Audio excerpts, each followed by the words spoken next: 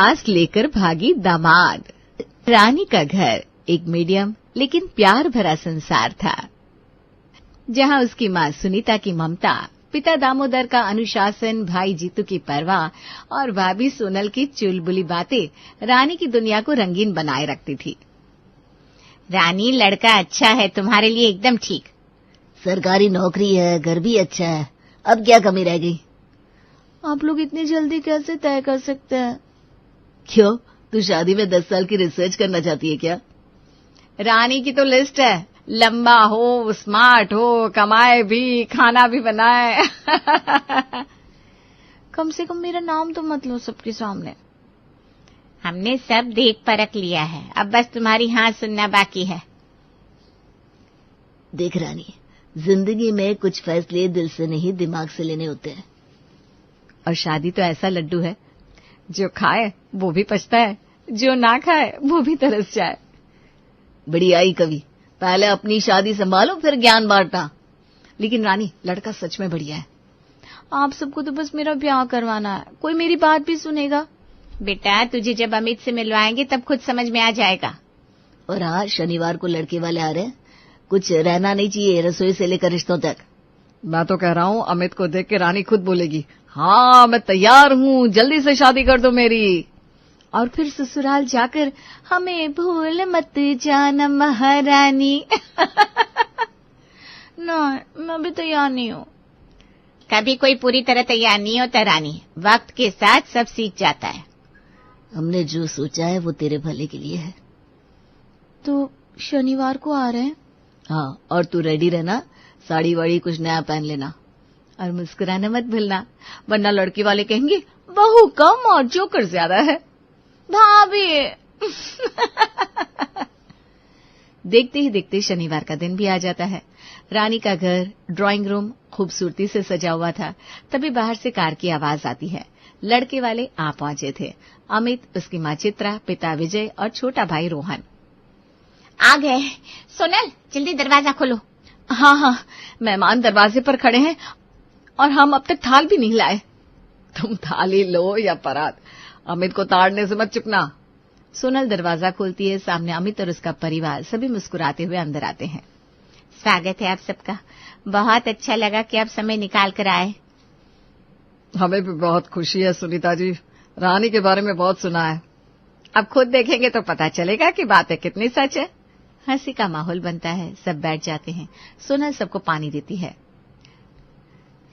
सरकारी लड़का है तो अब तो हमारी रानी को वीआईपी ट्रीटमेंट मिलेगा। अगर रानी ने हाँ कर दी तो मैं खुद उसे रानी बनाकर रखूंगा। लड़की बहुत सीधी है, थोड़ा शर्मिली भी, समय लगेगा खुलने में। हमें सीधी सादी बहू चाहिए, पर साथ ही जो घर समझे और बड़ों की इज्जत करे। हम दिखावा नहीं करते, बस सच्चे रिश्ते में भरोसा रखते हैं। और हम रानी के लिए ऐसे ही सच्चे लोगों की तलाश में थे। भैया को पहली नजर में ही पसंद आ गई थी रानी, बस सब्र से इंतजार किया।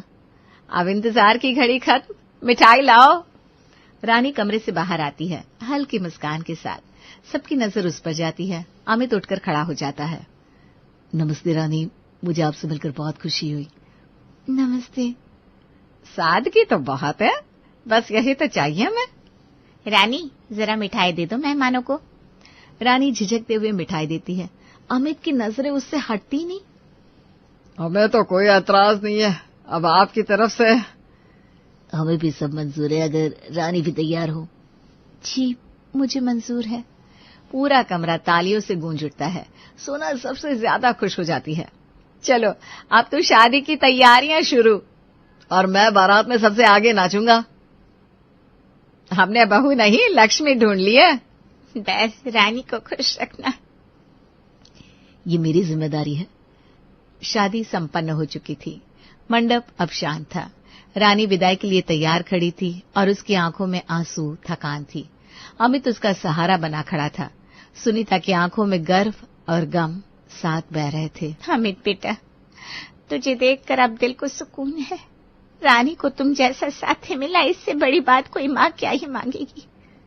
अब चिंता मत कीजिए मम्मी जी, रानी अब मेरी जिम्मेदारी है, पर आपकी बेटी ही रहेगी। अब तो मैं दोनों जगह की हो गई माँ।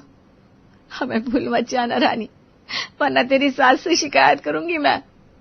आपसे पीछा छुड़ाना इतना आसान नहीं है भाभी। बहन को यूं पराये घर भेजना आसान नहीं होता, लेकिन जब दामाद अमित जैसा हो तो दिल मान जाता है।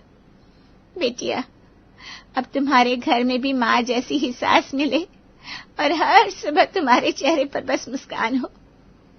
अब सबने जो प्यार दिया है मैं उसे कभी नहीं भूल सकता। अब जल्दी जल्दी यहाँ आया करो, वरना माँ की तबीयत पूछने के बहाने हम सब तुम्हारे पीछे लग जाएंगे। मैं हर महीने आने का वादा करती हूँ, और मैं हर रोज तुझे याद करने का। पूरा परिवार रानी को घेरे हुए उसके गले लगता है। हल्का रोना और हंसी साथ साथ चल रहा होता है। शुरुआत थोड़ी मुश्किल है, पर तुम साथ हो ना? हमेशा। विदाई की रस्म के बाद रानी ससुराल चली गई, लेकिन माँ सुनीता की आंखें रोज उसे ढूंढती रहती। वक्त बीता, सुनीता और अमित के बीच अनोखी दोस्ती पनप गई। सास दामाद नहीं, जैसे दो बचपन की यार हो। ये रिश्ता गहराता होता चला गया। एक दिन सुनीता का मोबाइल बजता है। लो, फिर से फोन। रानी होगी नहीं आसपास, तभी दामाद जी को माँ याद आई है। सच में आज बॉस ने इतना पकाया कि सोचा आपसे बात करूं, थोड़ा सुकून मिलेगा। तुम नौकरी करती हो या युद्ध लड़ती हो? दोनों। बस फर्क इतना है कि ऑफिस में तलवार की जगह मेल और मीटिंग होती है। चलो अच्छा है, बहू की तो शिकायत नहीं करनी ना। अरे बहू तो एकदम राजकुमारी है, पर उसकी माँ तो महारानी निकली। ज्यादा मक्खन मत लगाओ। आज भी सुबह दूध जलाया था तुमने? अरे वो तो एक्सपेरिमेंट था, अगली बार उबाल कर ही भेजूंगा। अमित, तुम ना होते तो मैं कब की उदास हो जाती। और आप ना होती तो मेरी जिंदगी से सुकून चला जाता। ऐसा लगता है जैसे कब से जानती हूँ मैं तुम्हें। आप मेरे लिए दोनों हैं, माँ भी और मेरी सबसे पक्की दोस्त भी। सही कहा, कभी कभी खून के रिश्तों से बढ़कर दिल के रिश्ते होते हैं। और ये रिश्ता अब टूट नहीं सकता, चाहे रानी डांट दे या दुनिया से। इधर दोनों की हंसी फोन पर गूंजती है। उधर रानी रसोई से निकलकर बालकनी में आई होती है कि उसे मोहल्ले की कुछ औरतों की बातें सुनाई देती है। वो थोड़ा रुककर चुपचाप सुनने लगती है। अरे तुम लोगों ने वो कानपुर वाली खबर सुनी? कौन सी? वही सास दामाद वाली? हाँ वही। सास को दामाद से इतनी दोस्ती हो गई कि प्यार में बदल गई और फिर दोनों भाग लिए। अरे रे भगवान, माँ जैसे रिश्ते का क्या हाल बना दिया है आजकल लोगों ने। सुना था दामाद हर रोज फोन करता था, कभी चाय कभी बातें, और सास को लगा कोई उसे समझने वाला मिल गया। सास की उम्र क्या होगी? औरत की उम्र 50 के पार और लड़का 30 का। शर्म नहीं आई होगी क्या दोनों को? अब दामाद से हंसी मजाक करने से भी डर लगने लगा है, कौन जाने कब रिश्ता बदल जाए। हम तो अपनी बहुओं को भी मुंह लगाने से डरते हैं, अब दामादों से भी दूरी बनानी पड़ेगी। ये तो वही बात हो गई कि कल को कोई पूछेगा माँ कहाँ है, तो जवाब मिलेगा दामाद के साथ भाग गई। दोनों की हंसी गूंजती है, लेकिन रानी के चेहरे की मुस्कान गायब हो चुकी थी। उसके चेहरे पर तनाव और मन में शक पनप रहा था। परेशान होकर वो अपनी भाभी को फोन लगाती है। भाभी, आपसे कुछ पूछना है, पर मजाक मत उड़ाना। अरे क्या बात है रानी, इतनी रात को फोन? कहीं कुछ पकड़ा क्या? भाभी, माँ और अमित आपस में बहुत बातें करते हैं ना, जैसे कोई पुरानी दोस्ती हो। अरे वाह, इससे तो ख्याली पुलाव पकाने शुरू कर दिए। भाभी, आज मोहल्ले में ना औरतें कुछ अजीब बातें कर रही थी, सास दामाद के भागने की। क्या? ओह, तो अब समझ में आया, तभी माँ इतनी हंसती है और वो भी हर बात पर माँ को डियर डियर करता है। आपने कुछ देखा है? देखा तो नहीं, सुना है, और वो भी खुद की अपने कानों से। क्या? एक दिन बातें करते सुना था, रात में निकल जाए या दिन में, जैसे भी निकले चुपचाप निकलेंगे। हैं? ये आप क्या कह रही हो भाभी? और तो और, मैंने उस दिन की रिकॉर्डिंग भी कर ली थी, तुम चाहो तो भेज दूं, खुद सुन लेना। भाभी, मेरा दिल बैठा जा रहा है। तुम बेवकूफ नहीं हो रानी, आंखें खोलो, वक्त रहते संभाल लो सब कुछ। रानी सब्जी मंडी में माँ और अमित को हाथ पकड़कर हंसते देखती है। शक और डर से उसका चेहरा पीला पड़ जाता है। बिना कुछ कहे वो घर लौट आती है। उसकी आंखें नम है और दिल भारी होता है। बिस्तर पर बैठकर कांपते हाथों से अपनी भाभी सोनल को फोन मिलाती है। भाभी, भाभी, आपने जो कहा था शायद सच है। क्या हुआ रानी? सांस तो ले, क्या देखा तूने? मैं मंडी गई थी, वहाँ माँ और अमित साथ थे। अमित ने माँ का हाथ पकड़ रखा था, दोनों हंस रहे थे। भाभी, हंस रहे थे या इशारे कर रहे थे? मुझे कुछ समझ में नहीं आ रहा। मैंने तो पहले ही कहा था कुछ ना कुछ पकड़ा है। मुझे तो शुरू से शक था तेरी माँ पर माँ ऐसा कैसे कर सकती है? तेरी माँ है, कोई देवी नहीं, और तेरा पति भी कोई साधु संत नहीं है। अब क्या करूं भाभी? अब चुपचाप मत बैठ, पीछा कर, नजर रख दोनों पर, वरना ये भाग जाएंगे किसी दिन। पर अगर मैं गलत निकली तो? गलत निकली तो माफी मांग लेना, पर अगर सही निकली तो फिर पछताने का वक्त भी नहीं मिलेगा। आप सही कह रही हैं। और सुन, आज आधी रात को नजर रखना, ये दोनों तभी ज्यादा एक्टिव होते हैं। मैंने खुद सुना था, रात के 2-2 बजे तक बातें करते हैं ये लोग। ठीक है भाभी, आज देखती हूँ सब कुछ। गहरी रात के सन्नाटे में दीवार की घड़ी में 2 बज रहा था। रानी करवटें बदल रही थी कि अचानक अमित का फोन बजा। स्क्रीन पर स्वीट मॉम और नीचे उसकी माँ का नंबर था। रानी सिहर गई। तभी पीछे से अमित आया और उसने रानी के हाथ से झट से फोन छीन लिया। क्या कर रही थी तुम? मेरा फोन क्यों छुआ तुमने? मैं वो फोन बज रहा था तो देखा। अगर मेरा फोन बजेगा तो मैं उठाऊंगा, तुम्हें क्या जरूरत है बीच में घुसने की? पर उस पर कुछ लिखा था, स्वीट और हार्ट बना था। हाँ लिखा था। अपने फोन में मैं जो चाहूं नाम रखूं, तुम्हें क्या दिक्कत है? लेकिन वो नंबर। बस अब तुम्हारा सवाल और फालतू की बातें शुरू हो गई। मैंने कुछ गलत देखा हो तो बताओ। हाँ देखा है गलत। तुम हमेशा वही देखती हो जो तुम्हें देखना होता है। माँ रात को वो क्यों कॉल करेंगी? अब एक शब्द और मत बोलना रानी, वरना ये बात बहुत आगे जाएगी। तुम इतने बदल गए हो अमित। पहले तो सब कुछ बताते थे, अब छुपाते हो। क्योंकि अब तुम्हारी सोच जहर बन गई है। हर बार सफाई नहीं दूंगा मैं। रानी चुपचाप आंसू बहाते हुए सो जाती है। अगली सुबह उसका मन उथल पुथल में डूबा रहता है। रसोई में ध्यान नहीं देती, कभी सब्जी जल जाती है, कभी दूध उबल कर गिर जाता है।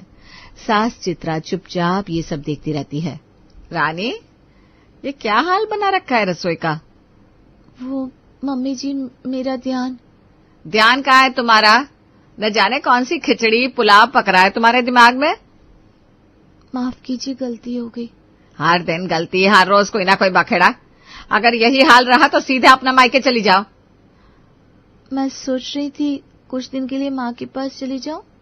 हाँ वही ठीक रहेगा। वहां जाओ, शांति भी मिलेगी और सारा तमाशा भी वहीं रह जाएगा। चित्रा के तानों में रानी को अपनी योजना दिखती है। वो मन ही मन सोचती है, अगर मैं मायके चली गई तो माँ पर नजर भी रख पाऊंगी, फिर भाभी भी साथ होगी, कम से कम सच्चाई तो सामने आएगी। आप कुछ बोलोगी भी या मौन व्रत धारण कर लिया? माफ कीजिए मम्मी जी, मुझे थोड़े दिन के लिए माँ के पास जाने दीजिए, मैं सब ठीक कर लूंगी। ठीक है, चली जाओ, लेकिन वहां रहकर खुद को भी संभालना और यहाँ के भी हालात समझना। जी मम्मी जी, जल्दी ही लौटूंगी। रात की बेचैनी के बाद रानी ने सच्चाई जानने की ठान ली थी। सुबह होते ही वो मायके पहुंची। माँ चौंकी, भाभी मुस्कुराई, पर रानी की आंखों में अब मासूमियत नहीं, शक और साजिश की परछाई थी। वो हर वक्त माँ की हर हरकत पर नजर रखने लगी। अब तो ये बिल्कुल मेरे पीछे ही पड़ गई है। सुनीता चुपके से कमरे में जाकर कमरे का दरवाजा बंद करती है और मोबाइल निकालती है। हेलो अमित, मुझे लगता है रानी को हम पर शक हो गया है। अब हम ज्यादा कॉल नहीं कर सकते। क्या? पर हम कैसे बात करेंगे? अब से सिर्फ चैट और सिर्फ मैसेज पर, समझे? रानी दरवाजे के पीछे खड़ी सब सुन रही थी। उसकी आंखें फटी की फटी रह जाती हैं। वो उल्टे पांव जाकर भाभी से मिलती है। भाभी, मैंने खुद अपनी माँ को अमित से कहते सुना कि अब भी कुछ और सुनना बाकी है क्या? मैं तो पहले ही कह रही थी। अब एक काम करो। क्या? अपने पति को कसमें खिलाओ, कहो कि माँ का नंबर डिलीट करे और ब्लॉक भी कर दे। ठीक है भाभी, आज ही करती हूँ। रानी अमित को कॉल करती है और उसे कहती है, अमित, मुझे एक बात कहनी है। तुम्हें मेरी कसम है, माँ का नंबर डिलीट करो और उन्हें ब्लॉक करो। रानी, ये क्या जिद है? कसम दी है मैंने, करना पड़ेगा। अमित ने रानी की जिद पर माँ का नंबर अनमने मन से ब्लॉक तो कर दिया, लेकिन दिल से रिश्ता नहीं तोड़ पाया।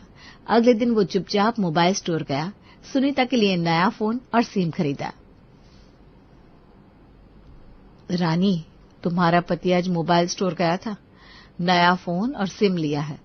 सुना है तुम्हारी माँ के लिए है। क्या? और सुन, किसी होटल का नाम भी लिया था, कह रहे थे वहीं मिलना है। अब बर्दाश्त नहीं होगा।